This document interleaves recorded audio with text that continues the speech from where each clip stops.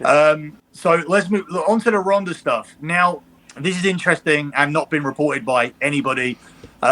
Ronda Charlotte was decided on the Friday before the Rumble. I didn't have any shows with you guys before before the Rumble that late. All I did was put up story on my Patreon, but pretty much it was this. Ronda Rousey is facing Charlotte because Ronda Rousey wants to face Charlotte.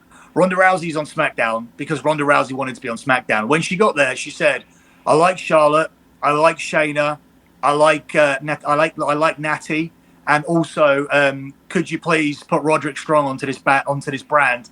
And could we look at hiring back Marina Shafir, who's married?" Wait. Roderick Strong? Roderick Strong is friends with Ronda Rousey. Really good friends. Oh, okay. I did not know. Because she's married to Ronda's best friend, Marina Shafir. He's married. Okay. I did not know that. So she asked if he's going to be coming up onto SmackDown, and she wanted to be with Shayna and Natty and Charlotte as well. The other reason is as well, Ronda feels like the best match of her career is with Charlotte, and she wants to do it at WrestleMania.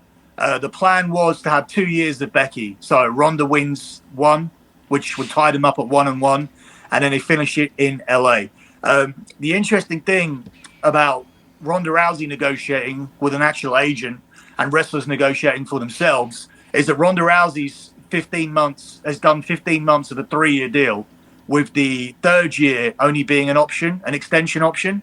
So she only owes them 9 months. So she's extended on that deal. She will work to WrestleMania in LA, but they're going to have to pay her the full year, the full $2 million in order to do it.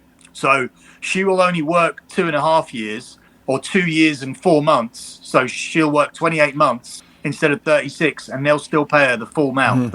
They'll still pay her $6 million across the whole time she worked at WWE, plus merchandise. Good gig.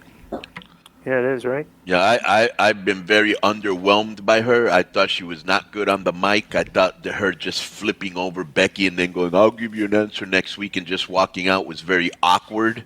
Well, they spoke to her, Konnan. They spoke to her because they were very much like handling her very sensitively to try and get her back. They were very, very nice. Is she difficult backstage?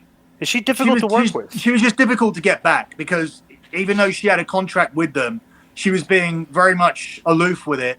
And it shows that the contracts don't really have that much weight. They're scary to wrestlers when WWE make threats and say, "Hey, you owe us 2 months, 3 months, or whatever." But for Ronda Rousey, she never really felt like she needed to come back and do this. So when she did, she carries a lot of weight, which is why she's saying, "I want to be in this brand. I want to work with this person." But here's another thing, Billy, and tell me if I'm incorrect on this. I was looking at her numbers. She didn't put good numbers for Raw. Did she pull good numbers on social media? I don't know, but she didn't put a good number on Raw. That's for damn sure. Yeah, I mean, the social media and the Raw numbers are important as well to see what. Maybe on social media she did, and obviously that's a big name that everybody knows, so I get it.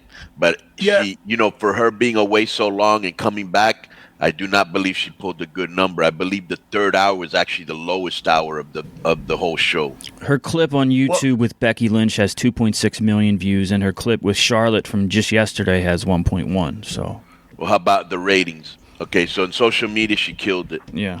How about in the ratings? I don't think the SmackDown ratings is out yet. Yeah, but I mean, there's also other things to think of as well. There's all the sponsors that they have. The relationship that they have with Fox and Cricket Wireless and all these other things. So Fox likes her. Fox is a fan of hers. Right. Yeah, right, exactly. Yeah. Fox would be a fan of hers. But here's the I forgot where I was up to with that.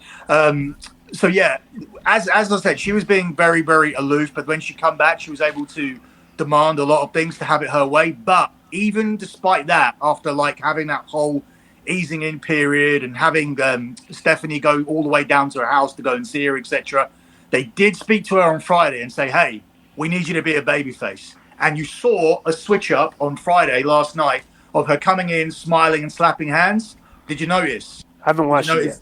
Did you notice her slapping fans' hands? Yeah, yesterday? I watched it.